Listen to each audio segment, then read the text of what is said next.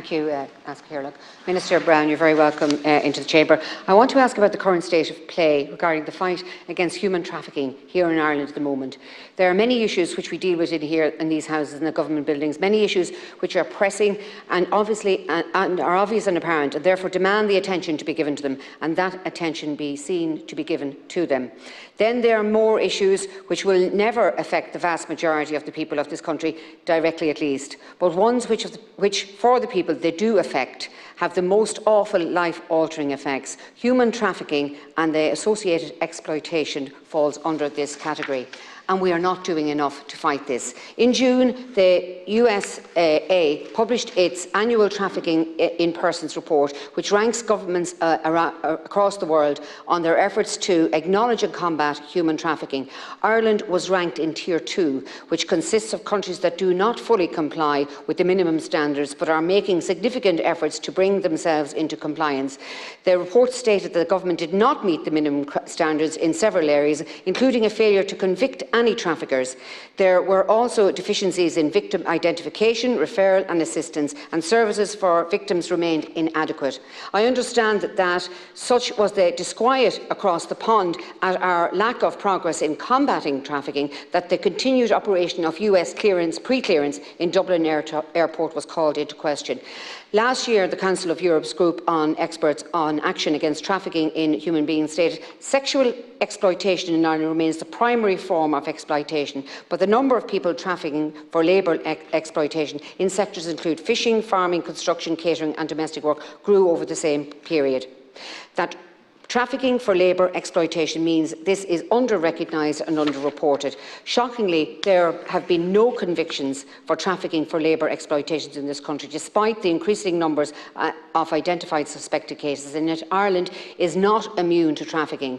We need to hear what has been done by the government to step up their efforts to combat trafficking. I stated in this chamber before the summer recess the mass movement of persons across the European continent as a result of the Russian invasion of Ukraine has provided traffickers with the perfect smokescreen to carry out large-scale operations undetected, and that we must be extra vigilant in this environment to ensure the vulnerabilities of people influx will not be exploited for profit. And that, Minister, is what the Commencement matter is getting at today. The business of immigration consulting has exploded over the past few years and is only going to get bigger, and yet there is no legal framework or basis or oversight for accreditation for immigration consultants. I could leave this room now and call myself an immigration consultant and charge people to see me and tell them God knows what, because at the moment any Joe Soap can simply slap a label of immigration consultant on themselves and start to advise people on making what obviously is a huge life change. And that lack of oversight or accountability regarding legal advice is very worrying, and I feel it leaves open a lot of doors that unscrupulous individuals may use to exploit vulnerable persons. So, Minister, does the government have any plans to solidify the role of immigration consultants via legislation, accreditation or oversight? And if not, how does the government plan on ensuring that all of those thinking about coming to Ireland are receiving genuine guidance and are being protected from exploitation? Thank you, and I thank the Senator for raising this important matter, which is the issue of the necessity of regulating non-government immigration services and to establish legal criteria which must be met by those doing business as immigration consultants in order to limit and prevent exploitative immigration arrangements and aid the fight against human trafficking in Ireland. Just to say, the legal services are actually extremely heavily regulated, and anybody offering legal advice who is not a member of the Law Library or the Law Society or registered with LSRA, I recommend people make a complaint in relation to those people to the Legal Services Regulatory Authority of Ireland. I'd like to thank the Senator, as I say, for raising this important matter. At the outset, I can state that the human trafficking is an exploitative crime that preys on the most vulnerable of people, and the prevention, detection and prosecution of this abhorrent crime is a priority for this government. A number of significant measures have been taken to combat human trafficking, to create a more victim-centred approach to identifying and supporting victims, and to raise awareness and provide training for those who need it. The most significant of these has been the development of the new National Referral Mechanism framework, which will make it easier for victims of human trafficking to come forward and access supports and services by providing a role for a range of state bodies and non-governmental organisations in identifying victims of human trafficking and referring them to the NRM.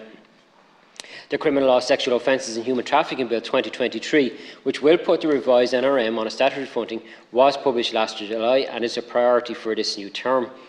Alongside this, officials in the Department of Justice are working on finalising a new National Action Plan on Human Trafficking, which will be published shortly. It will set out how the multi-agency work to combat this criminal activity and support victims will be taken forward. People smuggling is the facilitated, irregular movement of persons across borders for financial or other benefit. It is distinct from human trafficking, and in that smuggling occurs with the consent of the person, while trafficking involves the recruitment, transportation and exploitation of victim. However, smuggling and trafficking are inevitably closely linked. Those smuggled are particularly vulnerable to exploitation, often placed in mortal danger and left owing debts to organised criminal groups. Any allegation or concern in relation to human trafficking or other forms of exploitation should be reported to An Garda Síochána and who have the responsibility to investigate such matters. In relation to the matter of immigration consultants, while many individuals may be confident in dealing directly with immigration services, it is a matter for each person to decide where they go for guidance or assistance, and in that context it is open to them to avail of the services of immigration consultant or other such third party if they so wish. Many individuals may seek the advice of friends, relatives or people in their community with experience in such matters. The services provided by such groups or individuals may cover a very broad spectrum, from at one end the provision of general information or assistance with form filling to the provision of legal advice or complex legal matters at the other. Some third parties, such as members of the legal profession or established non-governmental organisations active in the area of immigration, may have established bona fides with immigration services. Others may not be known to the immigration services and some may not be located in the state. This encompasses a potentially very broad group of organisations and individuals, and there is currently no criteria or regulation required for a person to identify as an immigration consultant. Where an individual has indicated that they wish to be represented by a third party, such as, for example, a regulated legal professional, and appropriate documentation to support that is provided, that may be facilitated. It is important that an applicant is not put in a position of disadvantage simply because they have chosen a third party to represent their interests. Thank you, Ciara. Thank you, Minister. It was reported in the UK press last year that migrants across the UK are being preyed upon by immigration advisors and solicitors who are taking advantage of the lack of protections for advice seekers. These rogue practitioners are charging extortionate fees for free application forms and putting in spurious applications and appeals that have no chance of success. These criminals and confidence tricksters exploit vulnerable persons by extorting large sums of money from them, often under threats of deportation if they fail to pay up. One charity found that of the clients they provided support for in 2021, 41% had been scammed by a rogue solicitor or someone posing as an immigration advisor. And we'd be fools to think that this is not happening here. I mean, even your response there, it says regulations required. There's no regulation, no criteria for regulations for persons to identify as an immigration consultant. Therein lies the problem. So, Minister, what do you think our government's response should be to that? Do we need to have some sort of licensing arrangement, licensing agreement in place for immigration consultants in this country? Well, in relation to solicitors in this country are very heavily regulated, and anyone who has any concerns about the actions of any solicitor should report them to the Legal Services Regulatory Authority. In relation to the position of immigrant consultants, as I say, that encompass a very broad, wide spectrum of people, from, say, family members and friends giving legal advice to some who are offering services. I would ask anybody to make sure that whoever they're dealing with, they engage with their background and see exactly do they have the skill set that they're holding themselves out with. The Department of Justice Immigration Service will generally only engage with individuals or groups such as solicitors or NGOs or other bodies whose bona fides have been established. And finally, I would like to remind the Senator that detailed communications in relation to all immigration schemes and programmes, including relevant application forms, is available on the Immigration Service Delivery, irishimmigration.ie. Thank you, Ciara.